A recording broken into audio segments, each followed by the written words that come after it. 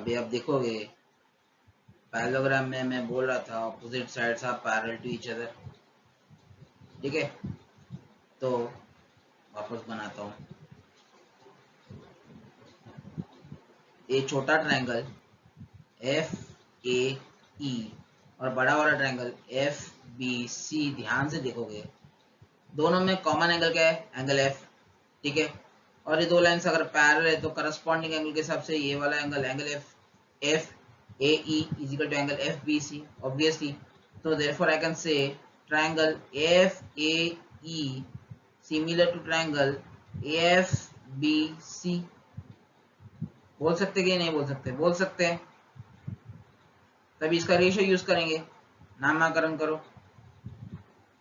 F A upon E F B is equal to A upon B C is equal to F E upon E F C बराबर।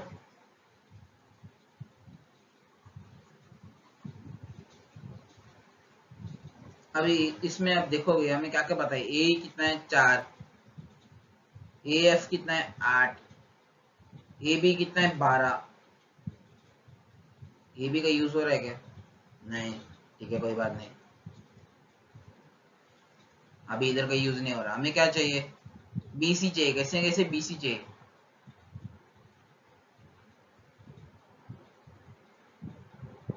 B C चाहिए तो कैसे निकालेंगे? F E का पता है,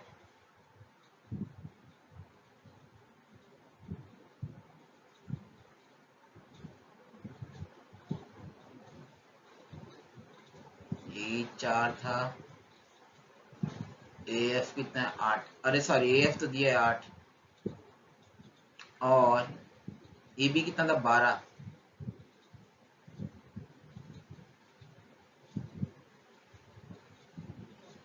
हाँ तो ए बी तो निकल गया ना, F B is equal to A F plus A B.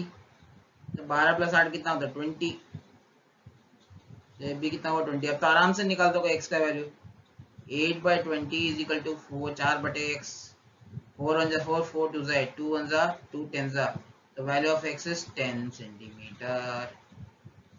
तो मतलब BC का वैल्यू 10 हो गया। तो पेरीमीटर क्या हुआ? पेरीमीटर निकालना है हमें, एक्स लेके छोड़ देते हैं बहुत लोग।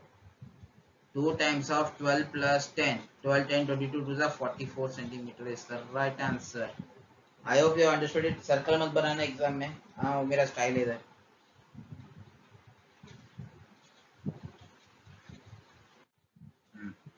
अभी अगला क्वेश्चन देखते हैं। In the given triangle PQR, LM is parallel to QM, नहीं LM is parallel to QR and PM is to MR is 3:4। Sorry है, क्या हो रहा है? PM is to MR 3/4 है, तो PL अपॉन PQ भी कह दो 3/4 हुआ। लास्ट क्वेश्चन है सेम ही हो गया, तो मतलब फिर क्या हुआ?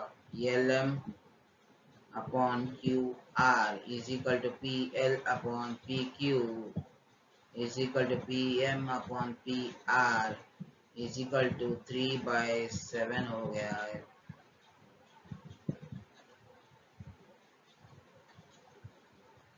हमें क्या निकालना था? PL अपॉन PQ निकालना था ना, and then LM upon QR निकल गया। फर्स्ट और डन।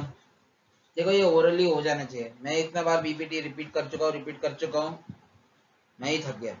ये देख के ना, ये इस तरह का डायग्राम आता है ना, बेस के लाइन से, बेस से पैरेलल है और दो एडजेसेंट साइड को ज्वाइन करके एक लाइन बनाया, वो लाइन है पैरेलल है बेस के साथ। अभी देख, इतना लंबा याद करने की जरूरत नहीं, दो लाइंस पैरेलल है ना, यहाँ पे देख दो लाइंस पैरेलल दिख रहे हैं, बेस और ओ एल एम, ठीक है।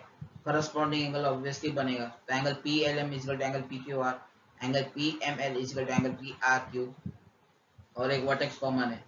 दो ट्रायंगल सिमिलर है, दो ट्रायंगल सिमिलर है तो ये रेशियो तो ऑब्वियसली कॉमन है, आंसर तो फिक्स है। 1 मार्क एमसीक्यू में आता ही है। First done. Second, area of triangle LMN and area upon area of triangle MNR, LMNR और MNR ये निकालना है। कैसे निकालेंगे देखते हैं। एरिया मतलब साइड्स का क्या बोलते हैं, सिमिलर ट्रायंगल के साइड्स के स्क्वायर का रेशियो होता है। अभी ये कब वैलिड है जब दो ट्रायंगल सिमिलर हो, ठीक है। L M N M N R, ये दो ट्रायंगल तो सिमिलर कर सकता है? नहीं कर सकते, कोई सिमिलरिटी करने के कुछ है ही नहीं, तो सिमिलर प्रूव कैसे करेगा? नहीं कर सकता तो सिमिलर प्रूव। लेकिन हाँ, लेकिन तो एरिया निकाल सकता है फिर भी। कैसे बताता हूँ, थोड़ा जूम करेंगे, zoom.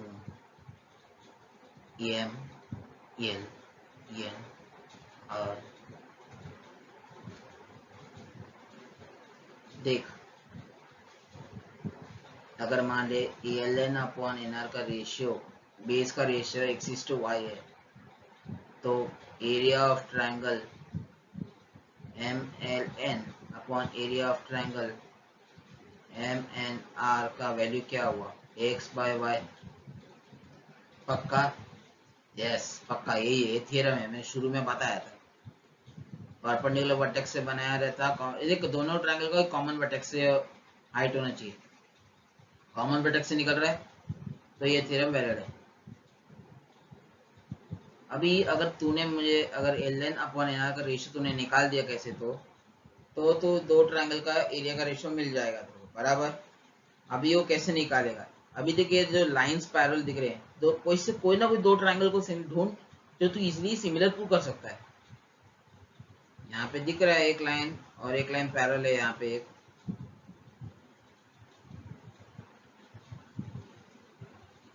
N M L N Q R, ये दो ट्रायंगल को तू सिमिलर प्रूव कर सकता है? यहाँ डॉट मारे, yes I can prove.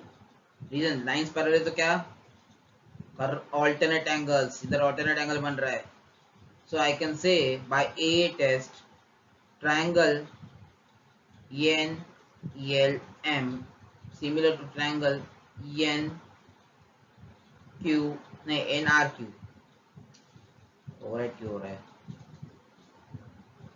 L के बराबर कौन है? आर, एन आर, एम के बराबर Q.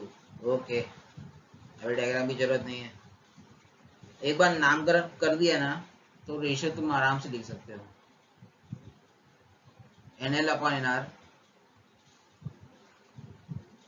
L M upon R Q is equal to N M upon N Q. Actually एक हफ्ता हो गया था बना के क्वेश्चन सॉल्वर के, पता नहीं वो रिकॉर्डिंग सेव करने को ट्राई कर रहा था, उसको डिलीट कैसे हो गया। कुछ पार्ट जो बच गए थे मैंने वही अपलोड किया था, मतलब फिर से बना के बनाना पड़ा अपलोड। सीरियसली देखो यार, कोई रेस्पॉन्ड भी करो यार कभी, ठीक है। अभी हमें क्या पता है, P L by Q Q L M upon Q R, L M upon Q R निकला था हमने, कितना था 3/7, तो L N upon N R चाहिए ना, L N upon N R का वैल्यू भी हमें मिल गया 3/7, so I can say area of triangle L N M upon area of triangle L N R, इसका भी वैल्यू कितना हुआ 3/7। अरे वाह, क्या कोइंसिडेंस है।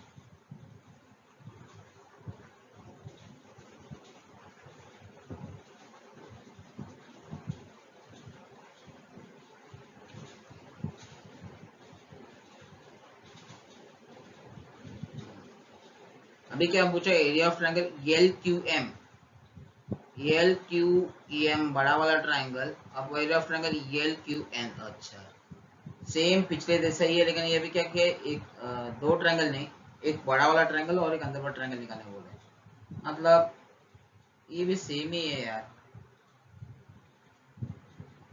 थोड़ा दिमाग लगाओगे ना समझ में आ जाएगा, शांत शांत दिमाग उसको। एल एन एम, ये ऐसा दिख रहा है, ठीक है।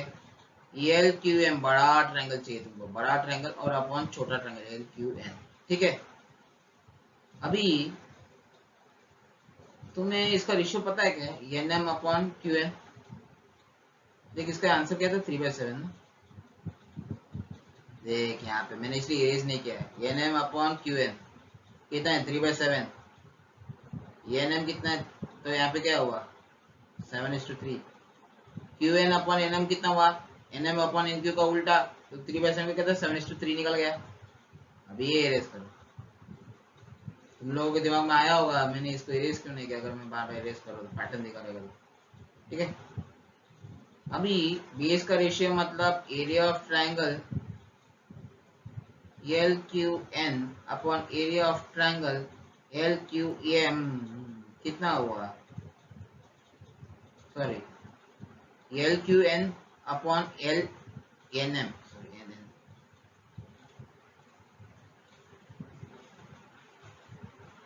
7/3 L Q N upon L L N M पहले जैसे सॉल्व किया उसके हिसाब से। लेकिन मैंने अगर मान लो मैंने कंपोनेंटो अप्लाई कर दिया कंपोनेंटो area of triangle LQN plus area of triangle LNM upon area of triangle LNM is equal to 7 plus 3/3 which is equal to 10/3 which is equal to area of triangle LQM upon area of triangle LQM।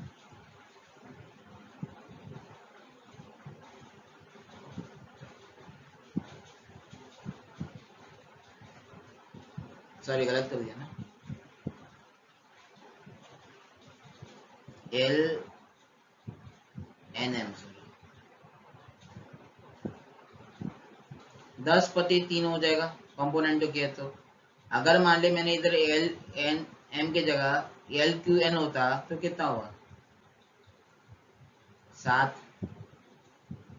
ठीक है ऊपर कितना होता वही same 7+3 इधर 7 होता बस only चीज इतनी है। तो आंसर क्या हुआ इसका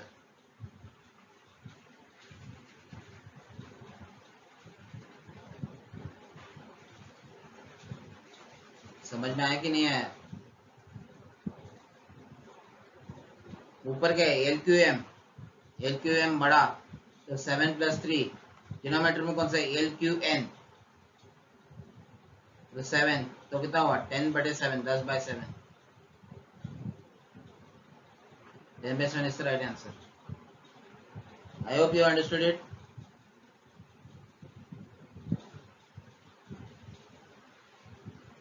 समझ में आया कि नहीं आया नहीं समझ में आया तो फिर से देखो यार टाइम मेरे पास भी नहीं है अभी। Now let's see the next question. हाँ ये बहुत इंपॉर्टेंट क्वेश्चन है। ये क्वेश्चन ना ये एप्लीकेशन में टोपोग्राफी ज्योग्राफी में यूज होता है। टोपोग्राफी एक सब्जेक्ट रहेगा ज्योग्राफी में आपको मैप्स में एफएमएस ग्राफ्स में अभी हम यूज करते हैं ग्राफिकल रिप्रेजेंटेशन में। जैसे 1 centimetre is equal to 2 unit बोलते हैं। अभी मान लो लैक्स ऑफ किलोमीटर लैक्स उसको तुझे एक पेपर में रिप्रेजेंट करना है ड्रॉ करने बोला है तो कैसे करेगा। देखो कुछ ना कुछ तो मेजरमेंट देना पड़ेगा ना स्केल फैक्टर इसलिए यहाँ पे उसको के बोलते हैं के से स्केलिंग फैक्टर।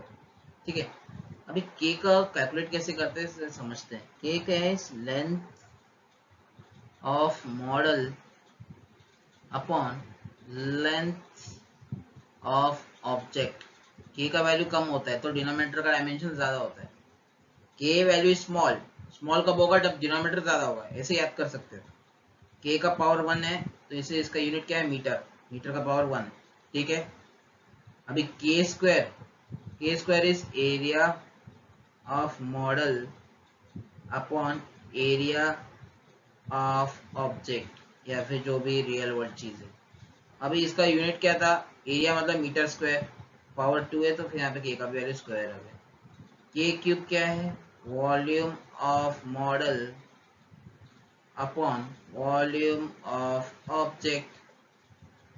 वॉल्यूम का यूनिट क्या है मीटर क्यूब पावर 3 है तो के का भी 3 है बराबर। ऐसे याद कर सकते हैं पावर का तो कोई डाउट नहीं है नहीं। अभी उसके बाद मॉडल या ऑब्जेक्ट कौन सा ऊपर आएगा कौन सा नीचे आएगा के सी। के का वैल्यू हमेशा लेस होता है के का वैल्यू बहुत छोटा होता है। छोटा कब होगा जब डिनोमिनेटर ज्यादा होगा। डिनोमिनेटर अगर न्यूमरेटर से ज्यादा है तो तभी हो सकता है डिनोमिनेटर ज्यादा तो के का वैल्यू कम। इस तरह से आप याद कर सकते हो। अभी सॉल्व करेंगे क्वेश्चन। अभी इसको फिर से डिवाइड करके तोड़ के वीडियो बना के देखेंगे, नहीं हुआ तो ऐसे पूरे अपलोड कर दूंगा, डोंट वरी। के का वैल्यू है 1/300, स्केल दिया है, ठीक है, no problem. Length of ship is 2 metre, क्या करता length, sorry length of model is 2 metre, क्या करता length of ship 1/300 is length of model, दो लेंथ ऑफ शिप निकालना है। लेंथ ऑफ शिप कितना हुआ 600 मीटर। फर्स्ट आंसर तो हो गया आपने, देखिए फटाफट। हाँ, एरिया ऑफ टेक, देखो ऐसे डायरेक्ट क्वेश्चन आया तो जैकपॉट है, एक्चुअली 2016 में आया था। अगर आपको ऐसे डायरेक्ट नहीं दिया रहेगा ना, कभी कभार क्वेश्चन में आपको सिमिलर इंप्रूव करने बोल देंगे ट्रायंगल को, and calculate the length of कोई साइड बोल देंगे, और रियल वर्ल्ड में उसका साइज वैल्यू क्या है वो निकालने बोल सकते हैं मे भी, या उसको उल्टा भी बोल सकते हैं, वहां पे के का यूज करने बोलेंगे। मैं बस के कैसे यूज करना है बता, सिमिलरिटी का कैसे प्रूव करना है तो मैं क्वेश्चन सॉल्व कर ही चुका हूँ, ठीक है। स्केल फैक्टर है तो कैसे सॉल्व करना है वो सिखा रहा हूँ बस। अभी area of deck is 1,80,000 metre square, calculate the area of deck of model, model का लेंथ निकालना है। के स्क्वायर इज इक्वल टू 1/3 1 2 3 4। आप एरिया ऑफ मॉडल नहीं पता, यहाँ 1,80,000, कितने 4 जीरो कट गए, 4 जीरो कट गए, 9 1 9 9 2 18, तो एरिया ऑफ मॉडल कितना हुआ 2 मीटर स्क्वायर, ये भी हो गया। लेंथ ऑफ शिप निकला, एरिया ऑफ मॉडल निकल गया, सेकंड भी हो गया ना, मतलब third part, last part. Volume of model दिया, वॉल्यूम ऑफ शिप निकालना है, k cube is equal to 6.5 upon volume of ship, k cube यानी 1/300 into 300 into 300, volume of ship is equal to 6.5 into 327 into 10 to the power 6 metre cube. अभी तो इतना निकाल सकते हैं कैलकुलेट करके, ठीक है। I hope you understood it. अभी अगला क्वेश्चन देखते हैं।